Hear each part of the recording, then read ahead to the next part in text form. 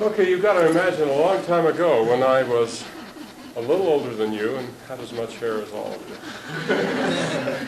This happened in July of 1944. We were engaged in taking the island of Guam. This was all on the Orote Peninsula. Orote.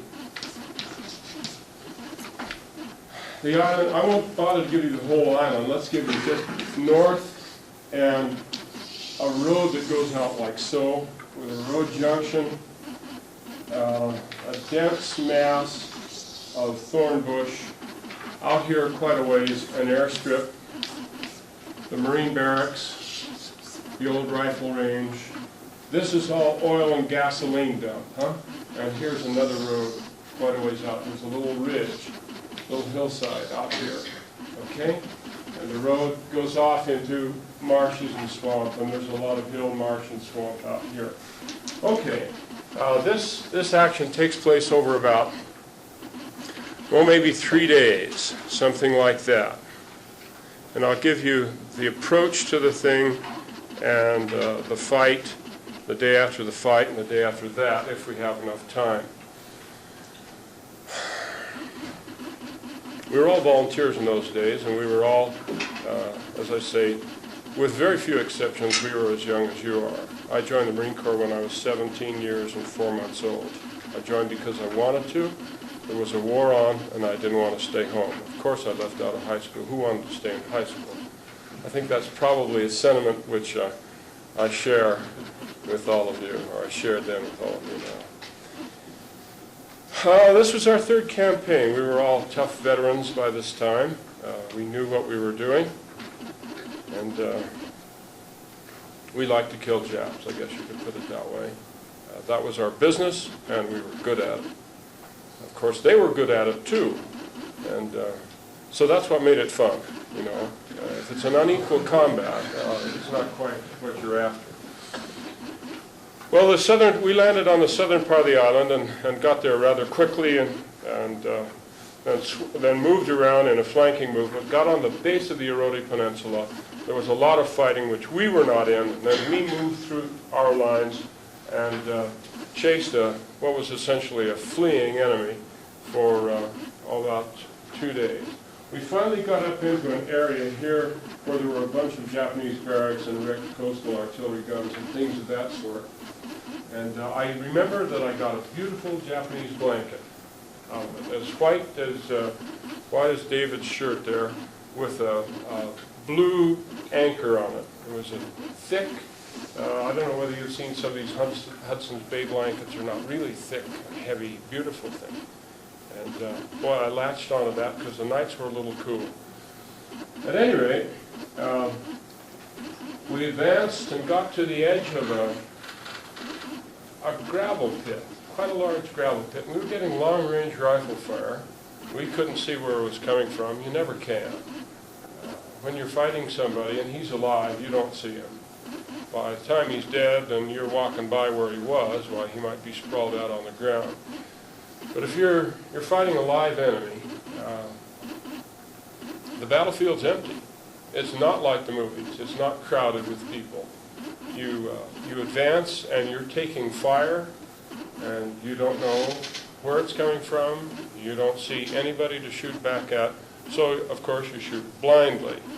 That means that you shoot at the base of any tree and around any bushes, around and in any bushes, and maybe an occasional shot up in the trees, but mostly at the base of the bushes, in and around the bushes. You can't see them, but what have you got to do? Well, you've got to get a hold of them some way or other, right? Or else they're going to kill you.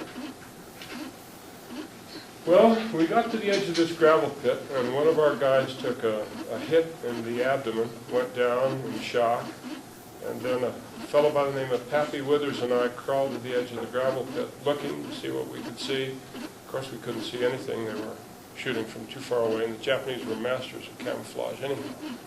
So Pappy was about the oldest guy in the outfit. He must have been all of 26 or so. Except for the officers. Some of them might have been One or two might have been older.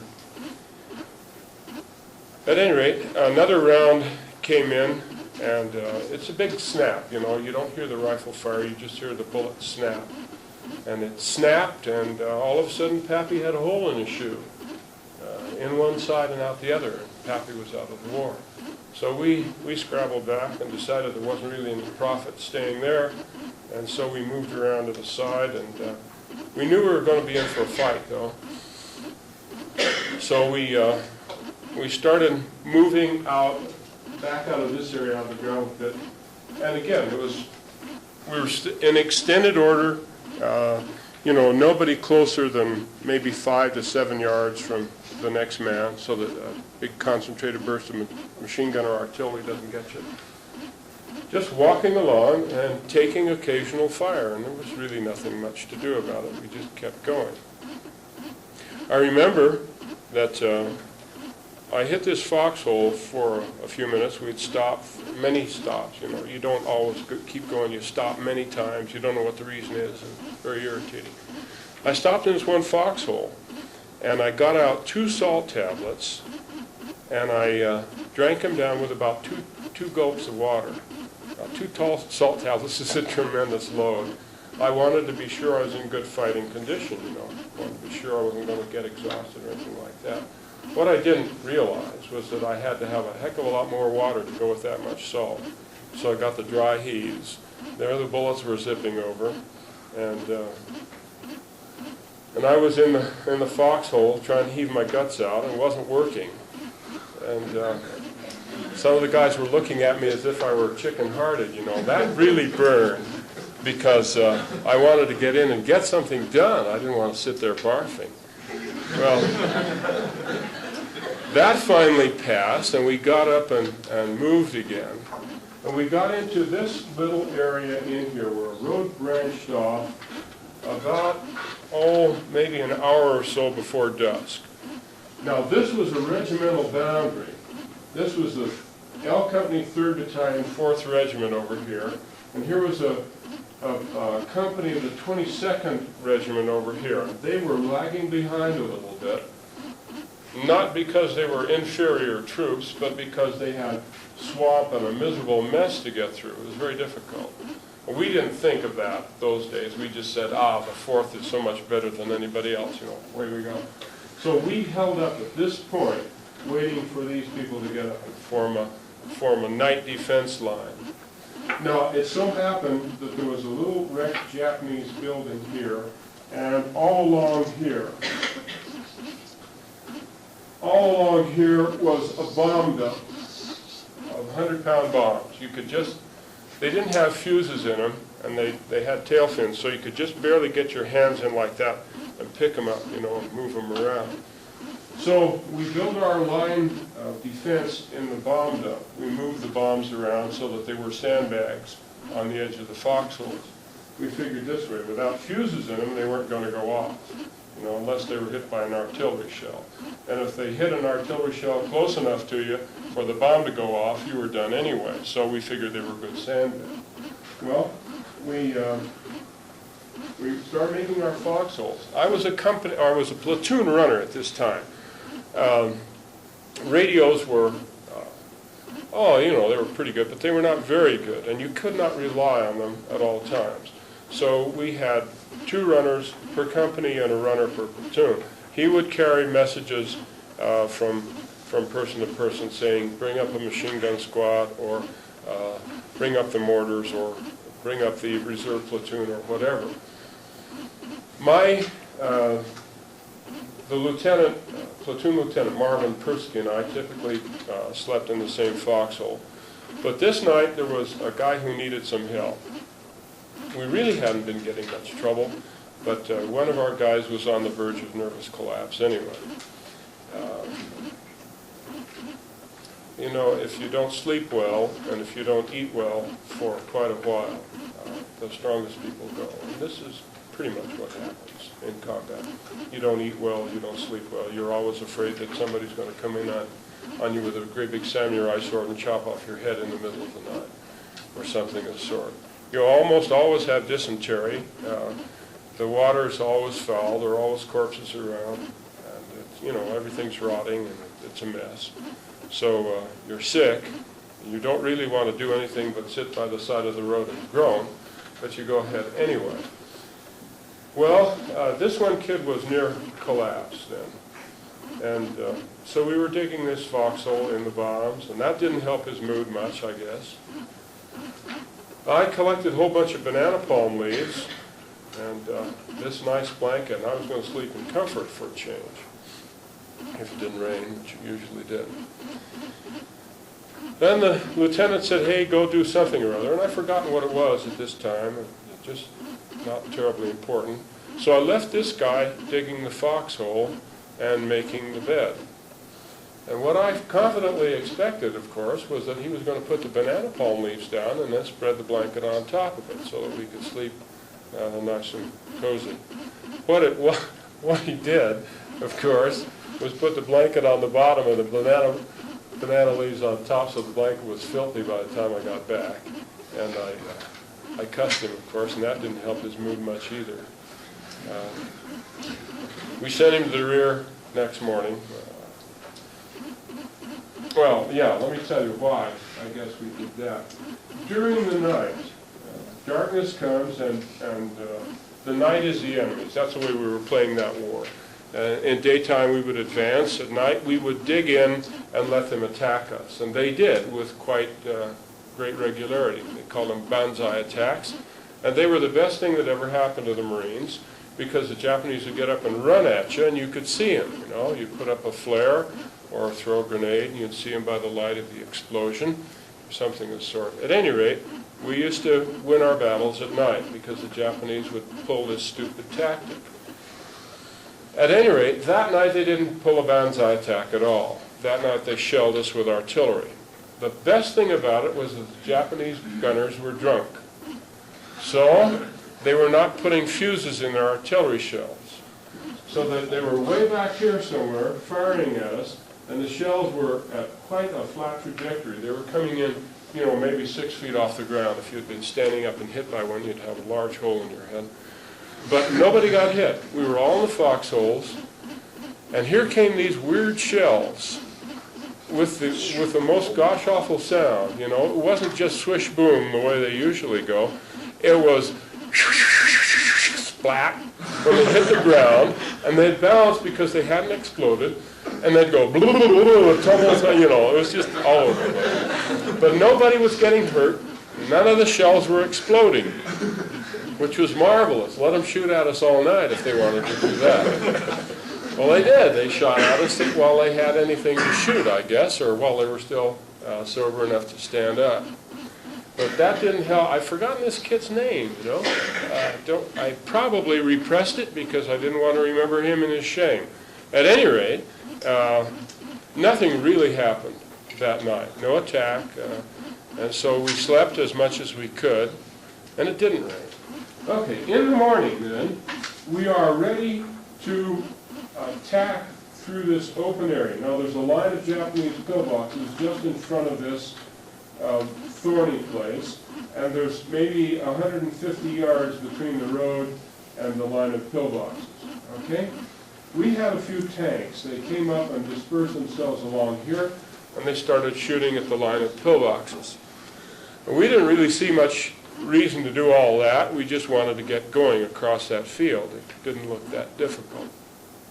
Well, the tanks hummed and hawed around and finally got in position. They sent me over to do something or other, and I was walking to this tank when the idiot fired his cannon, and I was just about in front of him at the time. I picked myself up off the ground, and it was quite fortunate that I did not have a demolitions charge, or I would have seen if I could put the tank out of action. My head has never been the same since, you know. At any rate, tankers can't really see anything. They're in this armored monster. They've got a little slit about that wide for the driver, and the same for the gunner, and they're just peering through that slit, you know, and it's a periscope, and they can't really see anything at all. So you can't blame them too much. But they're chicken-hearted. In addition to all this, they're sitting behind 3 inches of steel and they won't move. And there you are out there with a dungaree jacket on, running all over the place, you see. And it's kind of odd. Well, a tank draws fire anyhow. Anybody in the area is going to be shooting at the tank, whatever he's got. He's got a rifle, he's got a machine gun, he's got a mortar, he's got a cannon. He's going to be shooting at the tank. So being around a tank is the worst place to be, okay? And then for both reasons, your own people shoot at you. At any rate, our attack finally moved out across this field. By the time the tanks got through with the line of pillboxes, there was very little Japanese opposition left. What there was disorganized. I remember this fellow by the name of, let me get him squared away. It's been so long. Collins? Conrick? I can't remember the name of the guy that had rifle grenades. It had to be Conrick. Conrick knelt down in front of the Japanese pillbox, and they were shooting at him with a machine gun. The bullets were going right by him. He knelt down and fired a rifle grenade, and the grenade went right in the pillbox and exploded, which they usually didn't. And about 17 Japs got up and ran out of the back. And Fisher happened to be standing there with his BAR. And the bushes were about waist high, and they were hurdling the bushes. And Fisher was hitting them just on the rise, you know, as they were jumping. And you hit them with a .30 caliber bullet as they jump, and it flips them. So we were counting score that day, and Fisher got most of the 17. Now, the next question is, why wasn't Conrick killed? Why didn't they traverse the gun instantly? That was the funny thing that day. We walked through this field, and they sat there and fired their machine gun straight ahead, just right down this line between, okay, and right down this line. Why didn't they traverse and kill everybody? They didn't. I have no idea why. Not a soul got hit getting across that field. And we finally got up on the line of pillboxes. It had begun to drizzle.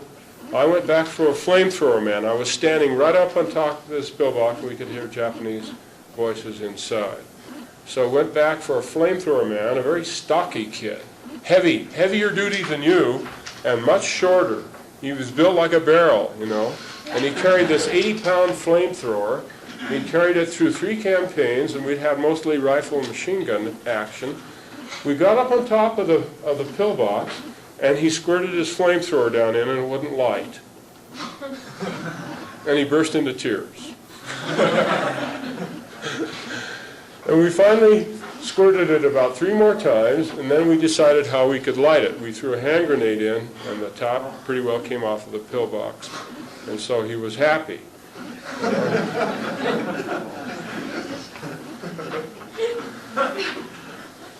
Then I'm lying beside another pillbox, and my platoon lieutenant is walking in front of the pillbox. And as he moves his leg to take a step, they fire the machine gun right behind him. Right behind him. And then as he takes the next step, they fire it right between his legs. He looked down at me, and I was lying there, and he said, "Decker, were they shooting at me?"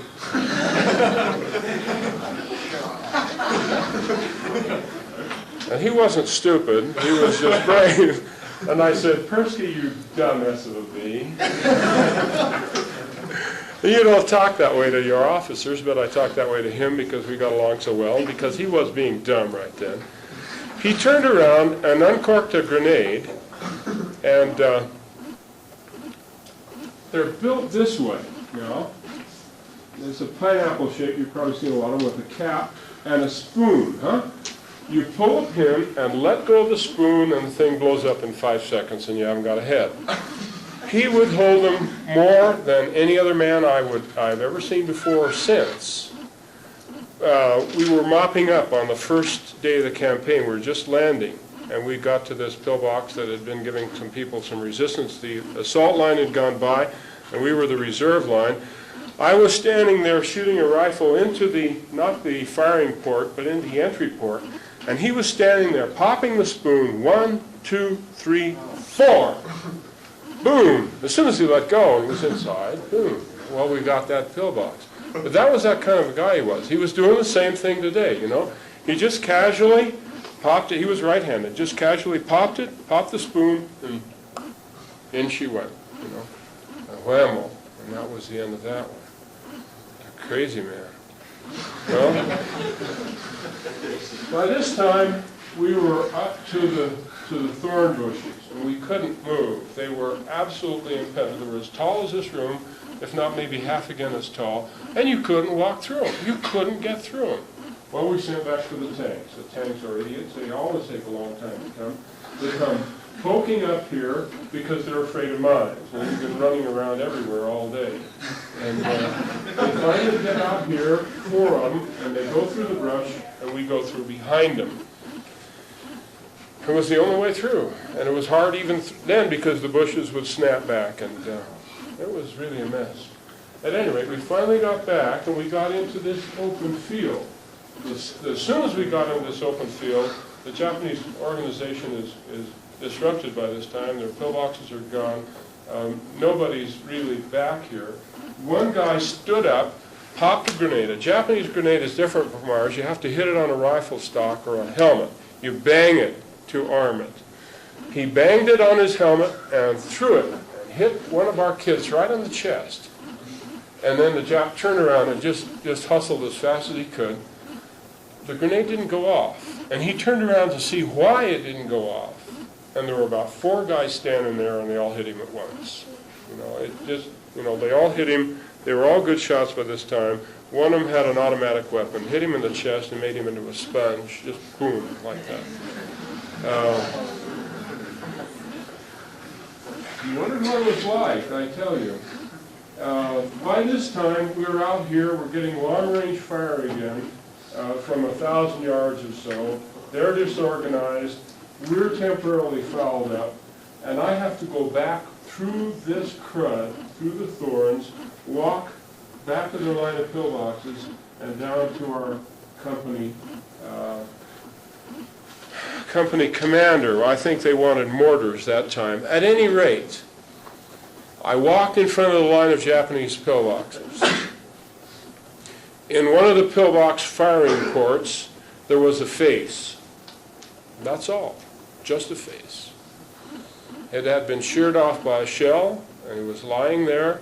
There was nothing, just imagine it, a mask. Just about that deep, you know, lying there, perfectly expressionless. I went by that about 5 times.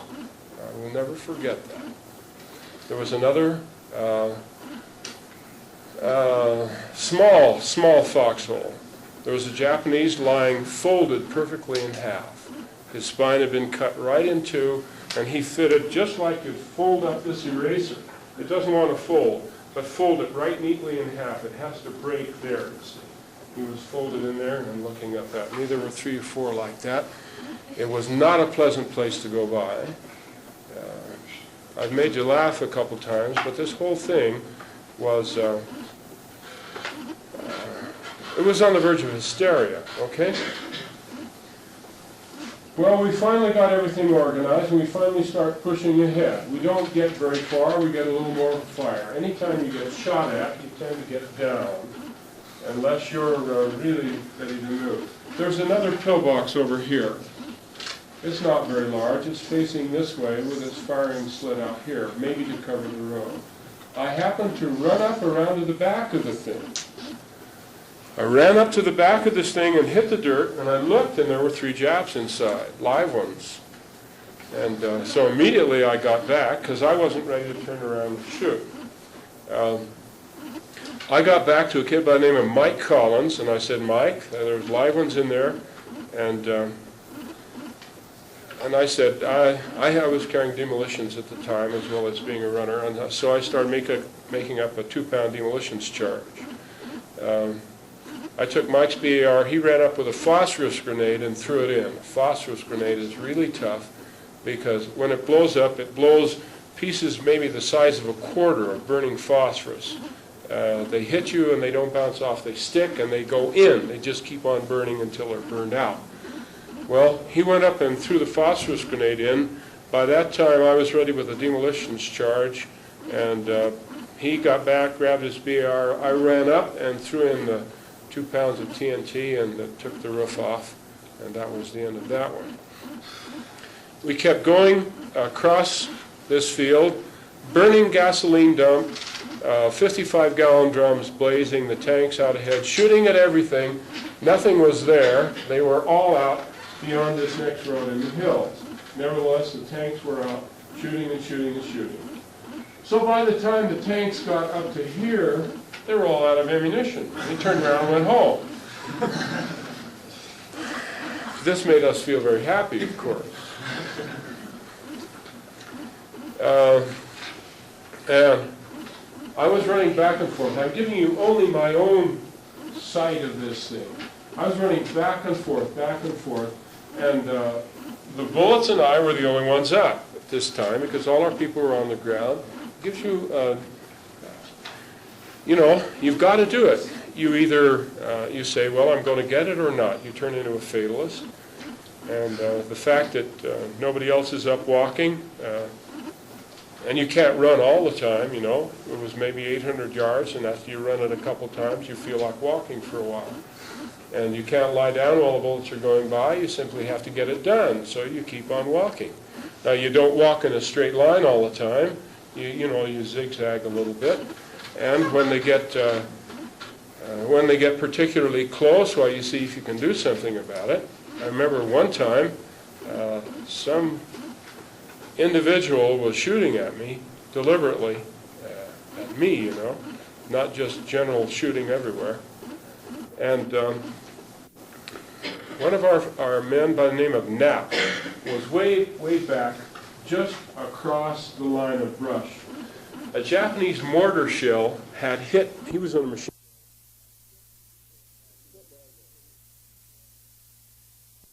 Bango. You've probably seen a 1919 A4 light machine gun. At any rate, it hit it right on the nose and blew up and wounded everybody in the crew and killed nobody and didn't hurt the gun. Well, he was lying there waiting to be evacuated, and I said, Knapp, will you shoot the tops out of all these trees for me? I was tired by that time. I was just carrying a Japanese pistol instead of my own rifle, which I'd left up the front. So he just lay there, wounded, and just shot all the palm trees out, and the firing stopped. The individual firing at me stopped. At any rate, here we keep on going, and I keep going back for this, that, and the other. They sent me back for, I went up with a company, and in this dump of burned-out barrels, there's a big tree. There's a Jap lying beside the tree. There's another one 10 feet ahead. I bend over and get a pistol and a flag from that Jap lying there dead, and go on with the platoon. They send me back for a machine gun squad, and I bring them back through the same place. And the machine gun squad leader said to the guy, or said to me about the guy lying there, is he dead? I said, I don't know. I shot him in the throat, and he jumped up. I shot him again, and that was enough of that. The machine gun squad leader shot him in the back with a carbine. You don't look at people after you shot them either.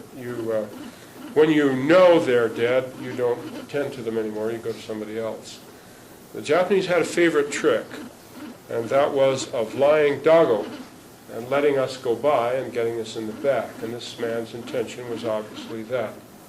For that reason, because they had this habit of shooting us as we passed, we did not leave any Japs in the field unshot. That is to say, you walk by them, if their head isn't broken open, you break it open.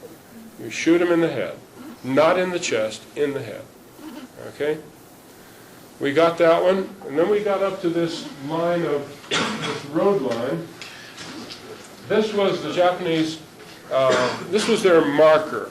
When we got to the road line, they opened up on us with machine guns and mortar fire. Oh, let me tell you one more thing. Back to the morning of that assault, okay? We were all lying out in the field in front of the line of Japanese pillboxes, and they began to shell us. They put in white phosphorus, 5 shells, boom, boom, boom, spaced out beautifully. right in the middle of us. They knew exactly where we are. They knew the precise distance. And we felt that we were going to get a terrific artillery bombardment right then, and that most of us would not come out of it. But that was all they fired. No more. They'd shot them all up the night before, unfused. So we got away without being hit by artillery. Now, mortar and machine gun and rifle combat is, how should I say it? It's the highest form of sport. At least that's the way we felt about it. He's shooting at you, you're shooting at him. Your life is at stake, so is his. It's the biggest game of all, you see. That's fun. Now, I'm giving you not what I am now, but what I was then, what we all were pretty much then. But being shot at by artillery was not fun at all, because you couldn't do anything about it. Okay? You just suffered. The stuff came in and tore you to pieces, and you couldn't do anything about it. Well, we crossed this line, this road line, and the Japanese opened up on us with everything they had, immediately pinning us down. I remember this kid by the name of Felton was right in the middle of the road. He was lying, firing his rifle. He had his, you spread your legs apart to get a good, stable position, and a mortar shell hit right between his knees. I happened to be looking up at the time. I saw the thing hit. So I expected to look up and to see the man's legs gone at the knees. And to my great surprise, he was getting up and running. The explosion had gone directly up in the air, and he wasn't hit at all, neither was I. Away he went, and so did I. By this time, the tanks had been gone for perhaps an hour, and a group of half-tracks came up. 2 half-tracks loaded to the gills with ammunition for the tanks. Fortunately, the half-tracks had 2 machine guns and a cannon. They were not our first-line fighting units. The tanks were considered so. And the half-tracks were absolutely delighted to have a chance. So they started banging away at this line of Japanese pillboxes. And I had been shot at all day, and I was sick and tired of it, so I got up on top of one of these half